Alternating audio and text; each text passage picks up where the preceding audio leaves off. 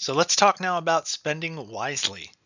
Spending is so huge. It's the first thing that we learn about money. I mean, if you think about it when you're a little, really, really little, one of the first things we figure out is, hey, I can get a toy that I want or whatever food if I give somebody money. That's really awesome. And it's a good thing. But spending can also be one of the most difficult challenges that we face when it comes to money. If we're not in control of that spending, we're not in control of those things that influence our spending. And here at Consumer Credit Counseling, we see that every single day as adults come here who've had a really hard time keeping track of their spending and staying in control. And it creates a lot of problems with debt and being able to pay bills and other things that you never want to have to deal with. So let's dig in and let's take a look at how we can stay in control of our spending. So when it comes to spending money, the first thing that's really important to understand is the fact that the way we spend money right now, early on in our lives, will have an impact on some of our opportunities later on. We call this the now and later principle for money. And I'd like to pass out now and laters if I were there talking with you, but I can't do that. So I don't even know if you'd like now and laters. But in either case, that principle works like this. You save more now and you'll have more later.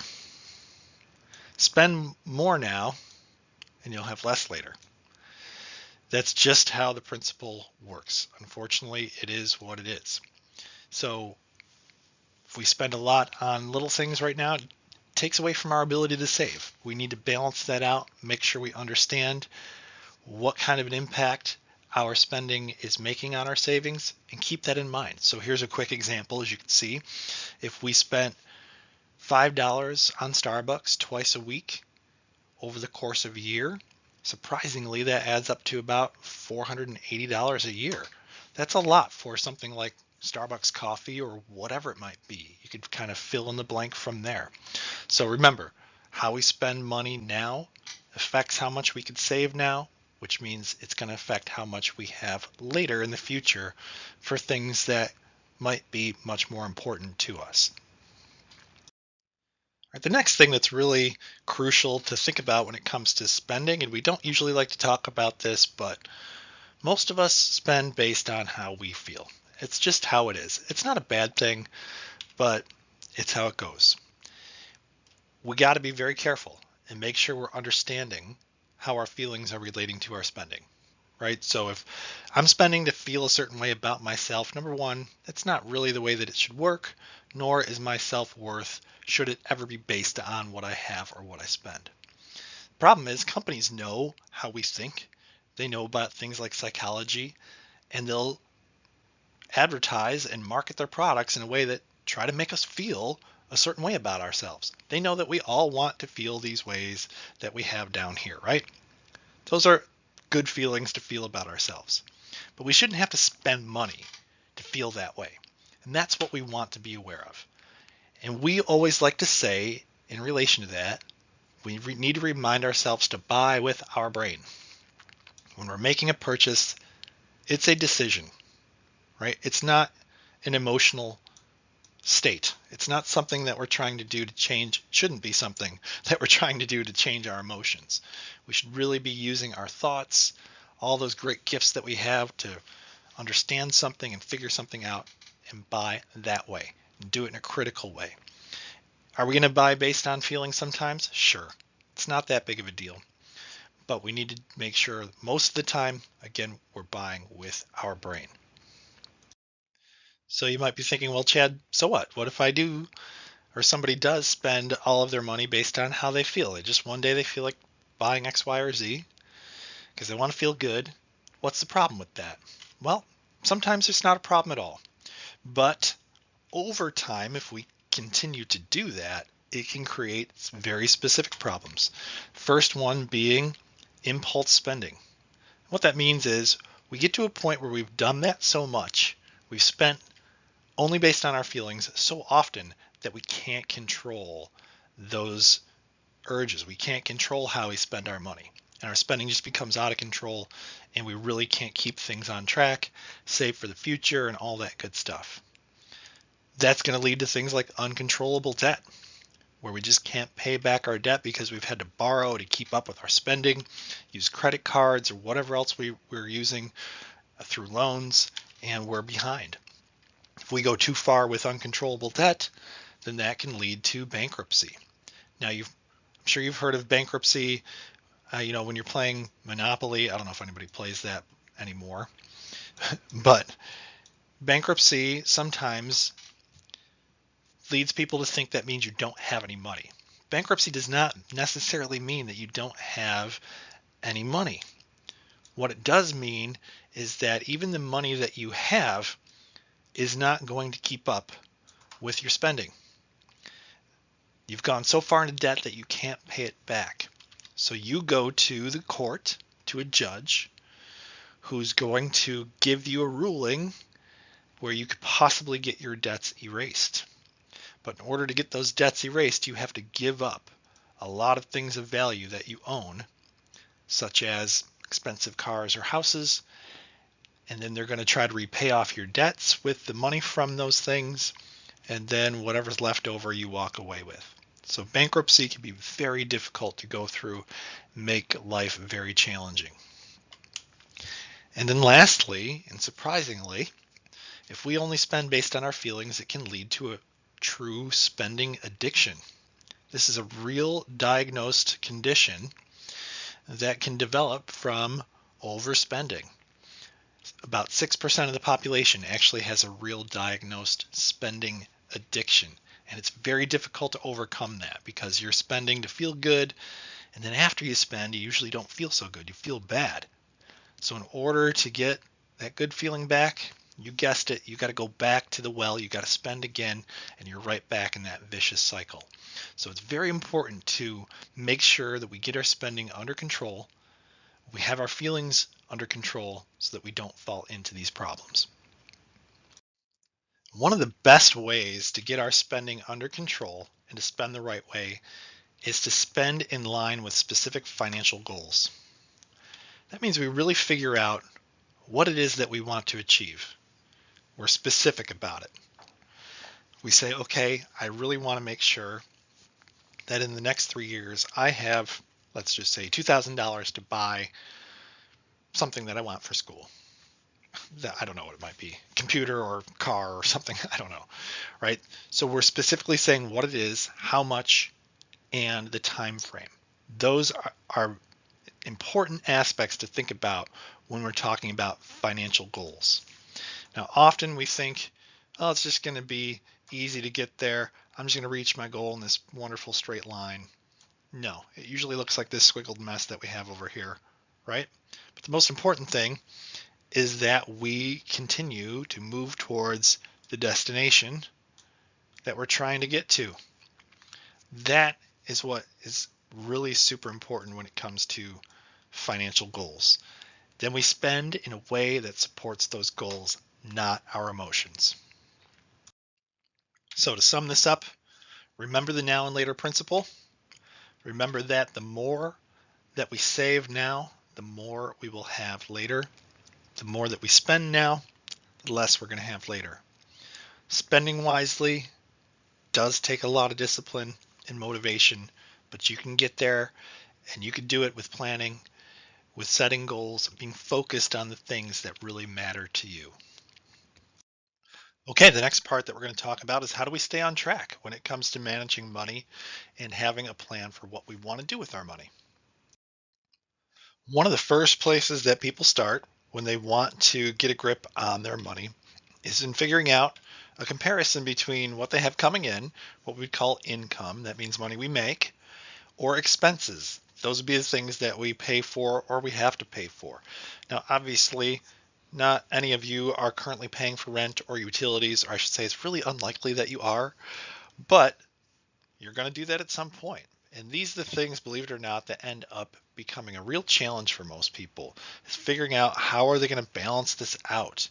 So we take the time to do some quick math to say, okay, here's how much I have coming in for my income, and here are my expenses that I have to pay for every month. And these numbers change for people, but generally speaking, this might be average for rent here in Rochester in 2018, and for your utilities means gas and electric, heat and lights and things like that. So altogether, we know that's about $1,452. So when we compare that to our income for $1,664, we should have $212 remaining every single month. Again, that's where most people start to figure out in life, how do I stay on top of everything? Because if we don't do that, I'm sure you can imagine we lose track or we overspend, and then we find ourselves in a lot of trouble having to pay debt. So this is what we say is one of the most important things to start with to balance our finances. Secondly, we're going to take a look at the difficulties that we can run into. Most financial difficulties are caused by one of two things. Either we spend too much, like I mentioned a moment ago, or emergencies. That would mean things that pop up that we didn't expect, like our car breaking down or whatever. We can almost guarantee that those types of things are going to happen at some point. So we got to be prepared, and we have to keep our spending in control to make sure that we're financially healthy. So we need to do two things to be financially healthy. We have to plan our spending to stay on track. Otherwise, it's just human nature to get off track and to overspend, and then we wind up in trouble like a lot of folks do with debt and credit cards and things that make life very challenging. Secondly, we got to save for those emergencies. We got to be prepared for those moments when something goes wrong. So we got to set some money aside. We got to take a little bit of that extra that we looked at before, and we have to put it in a bank account and make sure that we're ready for what might come up. Okay, so we went over the things that are important to do to plan for good financial health and make sure that we're on track. But how do we get motivated? Well, we start with our financial goals. Goals are obviously important because they give us, or should give us, direction and motivation for how we're going to save and spend our money. Unfortunately, it's not easy to stay on track. It's not easy to stay motivated, especially when we want things. We all want things. I want things. I want video games, believe it or not, even at my age. And I want all the other stuff that I think is fun. So we got to plan and prepare. We start by coming up with some goals, preparing to go after those goals, learning what it's going to take to get there, acting when we need to act. In other words, saving when we need to save and making changes to our spending when we need to make changes. And we got to notice when things are not going right. That's what we call plan. Prepare, learn, act, notice. If we're doing those things with our money, we might not be perfect. We're never going to be perfect, but we will be in a much better place than most of us wind up in if we don't plan. One of the things that can throw us off with our plan more than anything else is our spending. So one thing that's very important to do every once in a while is to track our spending and to see how we're doing with our spending. One exercise that we usually tell people to do is what we call a spending journal. That's what you see up here on the screen right now. It's a breakdown of your day-to-day spending, as you can see, for things like, I don't know, I went out to lunch and paid $6, right? So every day of the week, we jot down those things that we spend money on. Usually, if we don't do this, it can seem like we're not spending a lot of money because we're just spending a few dollars here or there. But when you add all this up, if we were to go through and just add all this up for 1 week, believe it or not, this adds up to $175 in 1 week. That's a tremendous amount of money to just spend on the things that we're talking about here, lunch and whatnot. So tracking our spending, journaling every once in a while, don't have to do it all the time, but once in a while to make sure that we're aware is incredibly important to keep our spending on track. All right, and finally, we're going to show you a couple other tools that a lot of folks eventually use to keep their money on track. Another one is a calendar that might be used just for their tracking of their spending and their bills and things of that nature. Now, most people probably don't use a physical calendar like we're looking at on the screen. They'll probably use a Google Calendar or some other digital form, which is fantastic. But this helps us to plan ahead, right? So if we're looking at this example right here, you know that we can see when we have to pay for our car and cable on the 19th. and when we're going to get paid on the 7th and the 21st.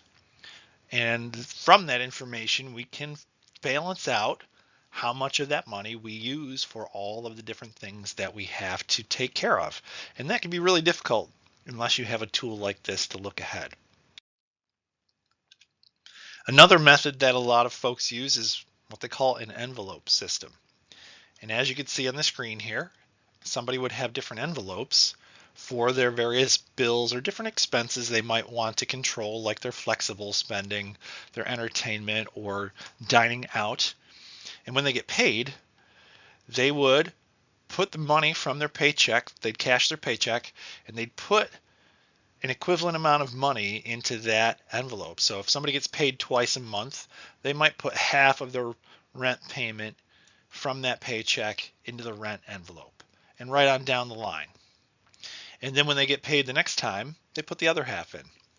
And what's going to happen is when it's time for rent to be paid, that money is in the envelope ready to go. It didn't get spent somewhere else accidentally. You've kind of prepaid your bills, and when you need to go online and pay them, you've got the money to do that.